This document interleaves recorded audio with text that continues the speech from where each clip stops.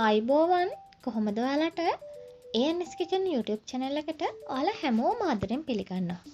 අද මම ඔයාලට අරගෙන ආවේ හරියම ඉක්මනින් ගෙදරදිම හදලා රස බලන්න පුළුවන් රසම රස මිනි පීසා රෙසිපි එකක්. මේ පීසා එක ගොඩාක් රසවත්. ඒ නිසා ඔයාලා හැමෝම මේක හදලා බලන්න. ඔයා හදපු මිනි පීසා එකේ photos ANS Kitchen Facebook page එකට එවන්න කියලා ඔන්න අද වීඩියෝ එක ආරම්භයේදීම මම ඔයාලට මතක් කරනවා.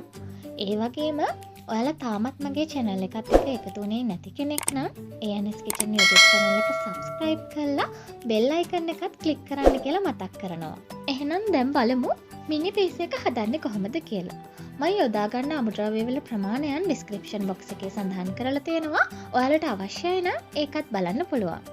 ඉතින් දැන් බලමු මොනවාද මම පීසා එක හදන්න අරගෙන තියෙන්නේ කියලා. මං අරගෙන තියෙනවා පාන් පිටි ග්‍රෑම් 350ක්, මද රස්නේ වතුර මිලිලීටර් 150ක්, කිරි පිටි මේස හැඳි 2ක්, සීනි මේස හැඳි 2ක්, ඊස්ට් මේස හැඳි 1/2ක්, ඔලිව් තෙල් මේස හැඳි 2ක්. මුලින්ම කරන්න ඕන මද රස්නේ වතුර ටිකට අරගත්ත සීනි ටිකයි ඊස්ට් ටිකයි දාලා හොඳට කලවම් කරගන්න එක. මෙහෙම හොඳට කලවම් කරගෙන ඊස්ට් එක පිපෙන්න විනාඩි 3ක් වගේ පැත්තකින් අරන් තියන්න. දැන් මම පාන් පිටියකට මුලින්ම ලුණු කුඩු තේ හැන්දක් එකතු කරනවා. ඊට පස්සේ අරගත්ත කිරි පිටි මේස හැඳි දෙකත් එකතු කරලා හොඳට කලවම් කරගන්න. කිරි පිටි නම් අත්‍යවශ්‍යම නෑ. ඔයාලට පුළුවන් නම් තියනවා නම් ගන්න පුළුවන්.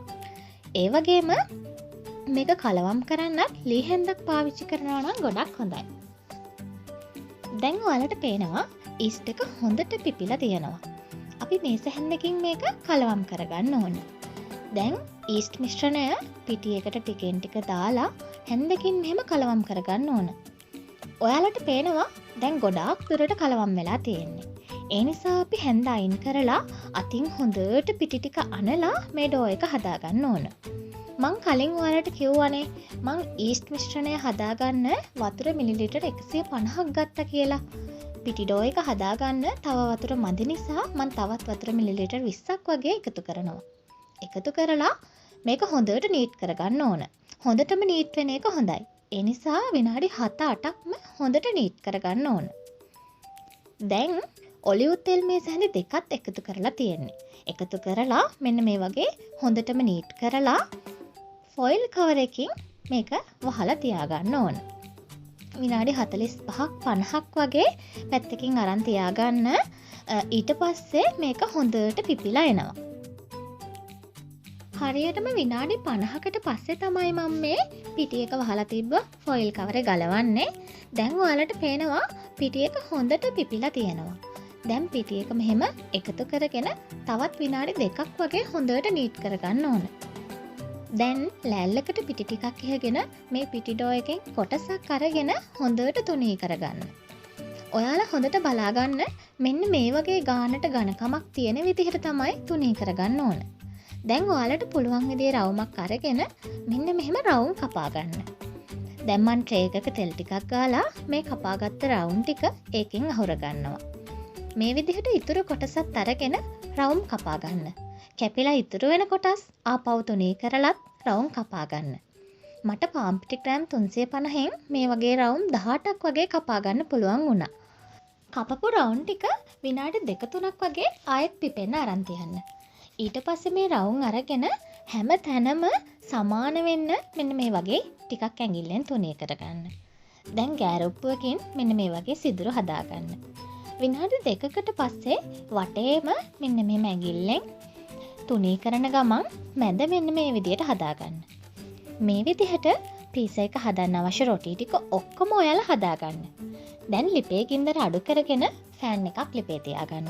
ෆෑන් එක රත් වුණාම තෙල් ටිකක් ගාගන්න. දැන් පීසා හදන්න අවශ්‍ය රොටි එකින් එක ලා රන්වන් පාට වෙනකන් හොඳින් පුච්ච ගන්න ඕන. වැඩි පුච්ච ගන්න එපා.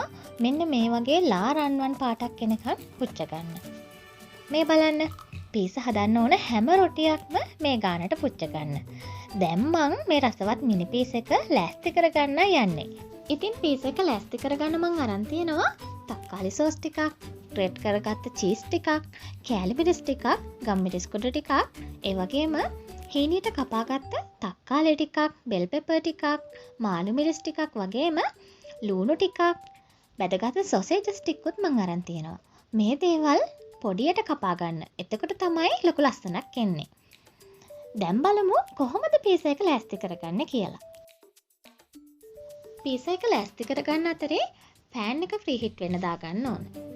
පෑන් එකක් ලිපේ තියලා ලිපේ ගින්දර හොඳටම අඩු කරලා මෙන්න මේ වගේ පියනකින් වහලා විනාඩි 5ක් වගේ තියාගන්න ඕන. දැන් පීසා අරගෙන පීසා එකේ මුලින්ම තක්කාලි සෝස් ටිකක් ගා ගන්න ඕන. මම පීසා 4කම මේ වෙලාවේ සෝස් ටික ගා ගන්නවා. දැන් මේව උඩින් චීස් ටිකක් දාගන්න ඕන. ඊට පස්සේ අරගත්ත ටොපින්ස් අරගෙන මෙන්න මේ වගේ එකින් එක ලස්සනට තියාගන්න. තියාගත්තට පස්සේ ආපහු චීස් ටිකක් උඩින් දාගන්න. ඊට පස්සේ කෑලි මිරිස් ටිකක් වගේම ගම්මිරිස් කුඩු ටිකක් මෙන්න මේ වගේ ඉහ ගන්න. මේ බලන්නකෝ පීසා ඔක්කොම මන් දැන් ලෑස්ති කරගෙන ඉවරයි. හරිම ලස්සනට තියෙනවා. දැන් ප්‍රීහිට් වෙන්න තියපු පෑන් එකේ මූඩිය ඇරලා පීසා මේ වගේ තියලා මූඩිය වහලා විනාඩි 6-7ක් තියාගන්න. දැන් පීසා හොඳට තැම්බිලා තියෙන්නේ. චීස් ටික එහෙම දිය වෙලා ලස්සනට ඇවිත් තියෙනවා. මේ තියෙන්නේ හදාගත්ත මිනි පීසා. මෙන්න මේ වගේ ප්ලේට් එකකට දැන් මං අයින් කර ගන්නවා. බලමු එකක් කඩලා.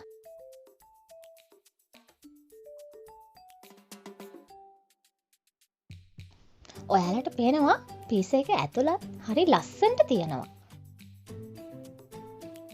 හරිම රසයි. කන්න ආස හිතනවා. ඔයාලත් අනිවාර්යෙන්ම හදන්න. මතක් කරන්න ඕන ගෙදර කන්න වගේම ඔයා ස්වයං රැකියාවක් විදිහට කෑම කඩයක් කරන කෙනෙක් නම් ඔයාට පුළුවන් ඒ කඩේට මේ මිනි පීසා හදලා දාන්න. ඊට පස්සේ ඔයාට ලොකු වෙනසක් බලා ගන්න පුළුවන් ඒ වගේ බිස්නස් එකේ. ඉතින් යාළුවනේ මිනි පීසා හදලා මට ෆොටෝස් එවන්න. ඒ වගේම මගේ channel එක තාම subscribe කරලා නැත්නම් subscribe කරන්න. ආයෙත් දවසක රසවත් රෙසිපි එකක් එක්ක මම ඔයාලව හම්බ වෙන්න එන්නම්.